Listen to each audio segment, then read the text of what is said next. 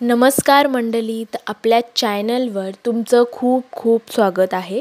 देशाचा कोकण किनारा हा गोव्यापासून महाराष्ट्रामार्गे कर्नाटकापर्यंत पसरलेला आहे.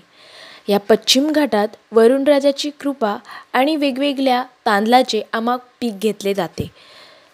भात आणि तांदळाचे पदार्थ हे मुख्य अन्न इथले आहे.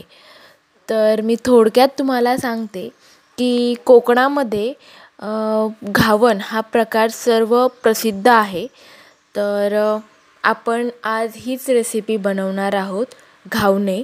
तर मी इथे घेतलेलं आहे तांदळाचं पीठ आणि मीठ घेतलेलं आहे आणि मला हे घावणे पिवळे बनवायचे आहेत. तर मी त्यासाठी हळद घेतलेली आहे आणि आता मी ह्याच्यामध्ये थोडं थोडं पाणी टाकून मिक्स करून घेणार आहे. मला ही रेसिपी माझ्या आजीने शिकवली होती. आपण ही घावणे नारळाची चटणी किंवा कोणती रस्साभाजी ह्यासोबतसुद्धा खाऊ शकतो. पण मी ही नेहमी घावन एक टोमॅटोची चटणी माझ्या आजीने शिकवली होती. तर मी तीच नेहमी बनवते आणि त्यासोबतच खाते. तर बघूया, आपण हळूहळू पाणी टाकून ह्याचे लम्स काढून घेऊ आणि पूर्ण मिश्रण आपल्याला पातळ करून घ्यायचं आहे. इतकंही पातळ करायचं नाही आहे, थोडं मीडियम ठेवायचं आहे, जास्त घट्ट पण करून घ्यायचं नाही आहे. तर आपण हे मिश्रण व्यवस्थित मिक्स करून घेऊया. आपण ह्याचे लम्स वगैरे सगळे काढून टाकायचे आहेत. तर तुम्ही बघू शकता, मस्त सकाळी मी घावन करायला घेतलेल्या आहेत आणि हा बाहेरचा व्ह्यू आहे. गावाकडे कशी मस्त छोटी घरं, कौलारू आणि हिरवळ सगळीकडे पसरलेलीच असते आणि तो गावाचा व्ह्यू इतकं बघण्यासारखा असतो. शहरी हे भेटत नाही. तर मी हे चुलीवर घावन करत आहे. तर इथे मी भिड्याचा तवा घेतलेला आहे आणि मी त्याच्यावरच करणार आहे. तर हे तवा पूर्ण तापून घ्यायचा आहे आपल्याला.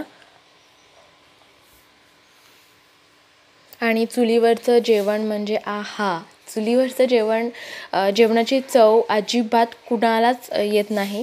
मग ती इंडक्शन असो किंवा मायक्रोवेव्ह असो किंवा आपण गॅस म्हणू शकतो, नाही येत ती चव जी आपल्या चुलीवरच्या जेवणाला येते.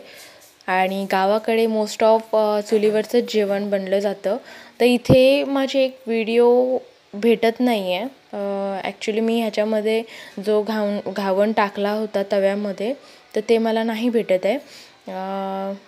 त्याच्यामुळे मी ही व्हिडिओ कंटिन्यू करते.